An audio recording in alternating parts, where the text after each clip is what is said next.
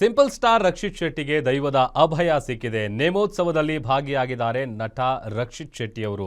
ಉಡುಪಿಯ ಅಲೆಊರಿನ ಕಲ್ಯಾಣ ನಗರದಲ್ಲಿ ನಡೆದಂತಹ ನೇಮೋತ್ಸವದಲ್ಲಿ ಭಾಗಿಯಾಗಿದ್ದು ನೇಮೋತ್ಸವದ ಪ್ರಸಾದವನ್ನು ಸ್ವೀಕರಿಸಿದ್ದಾರೆ ಸಿಂಪಲ್ ಸ್ಟಾರ್. ತನ್ನಿ ಮಾನಿಗ ಬಬ್ಬು ಸ್ವಾಮಿ ದೈವದ ಮುಂದೆ ಅಭಯವನ್ನ ಕೇಳಿದ್ರು ರಕ್ಷಿತ್ ಶೆಟ್ಟಿ ಅವರು. ಚಿಂತಿಸಬೇಡ, ನಾನು ನಿನ್ನ ಹಿಂದೆ ಇದ್ದೀನಿ ಅಂತ ಅಭಯವನ್ನ ಕೊಟ್ಟಿದೆ ದೈವ. ಅಲೆಊರು ದೊಡ್ಡಮನೆ ಮನೆತನದವರು ನಿರ್ವಹಿಸಿರುವಂತಹ ನೇಮೋತ್ಸವ ಕಾರ್ಯ ಇದು. ಅಲೆಊರು ದೊಡ್ಡಮನೆ ಕುಟುಂಬದ ಕುಡಿಯಾಗಿದ್ದಾರೆ ರಕ್ಷಿತ್ ಶೆಟ್ಟಿ ಅವರು. ತಂದೆ ತಾಯಿ ಕುಟುಂಬಸ್ಥರ ಜೊತೆ ಈ ಒಂದು ನೇಮೋತ್ಸವದಲ್ಲಿ ಭಾಗಿಯಾಗಿ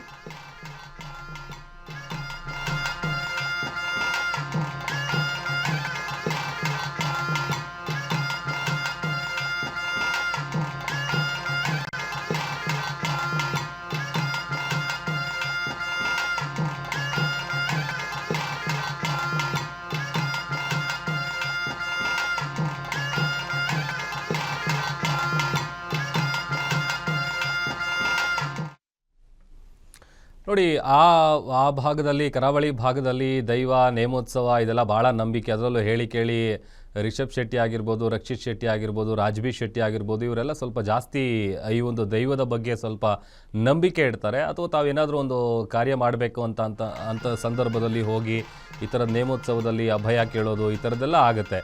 ಅದೇ ಥರ ಅಭಯ ನೀಡಿದೆ ದೈವ ರಕ್ಷಿತ್ ಶೆಟ್ಟಿ ಅವರಿಗೆ. ಸಿಂಪಲ್ ಸ್ಟಾರ್ ದೈವದ ಮುಂದೆ ಅಭಯವನ್ನು ಕೇಳುವಂಥ ಕೆಲಸವನ್ನು ರಕ್ಷಿತ್ ಶೆಟ್ಟಿ ಅವರು ಮಾಡಿದರು.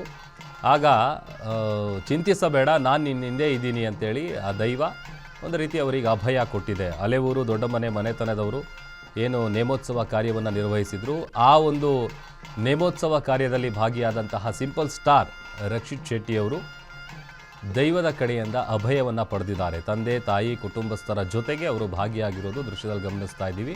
ಮತ್ತೊಂದು ಕಡೆ ಹೇಳಿ ಕೇಳಿ ಕರಾವಳಿ ಭಾಗದಲ್ಲಿ ಒಂದು ರೀತಿ ಈ ಒಂದು ಆಚರಣೆ ಅಥವಾ ಈ ಒಂದು ಪದ್ಧತಿ, ಆಮೇಲೆ ಹಿಂದೆ ರಿಷಬ್ ಶೆಟ್ಟಿ ಕೂಡ ಅನೇಕ ಬಾರಿ ಅವರು ಕಾಂತಾರ ಸಿನಿಮಾದ ವಿಚಾರಕ್ಕೆ ಸಂಬಂಧಪಟ್ಟಂತೆ ಆಗಿರ್ಬೋದು, ಅಥವಾ ಯಾವುದೇ ಒಂದು ಹೊಸ ಕಾರ್ಯ ಏನಾದರೂ ಮಾಡಬೇಕಾದ್ರೆ ಅಥವಾ ಏನಾದರೂ ಶುಭ ಕಾರ್ಯಗಳನ್ನು ಮಾಡುವಂಥ ಸಂದರ್ಭದಲ್ಲಿ ಈ ಥರ ನೇಮೋತ್ಸವದಲ್ಲಿ ಭಾಗಿಯಾಗಿ ಅಭಯ ಕೇಳುವಂಥದ್ದು ಆ ಭಾಗದ ಜನರ ವಾಡಿಕೆ.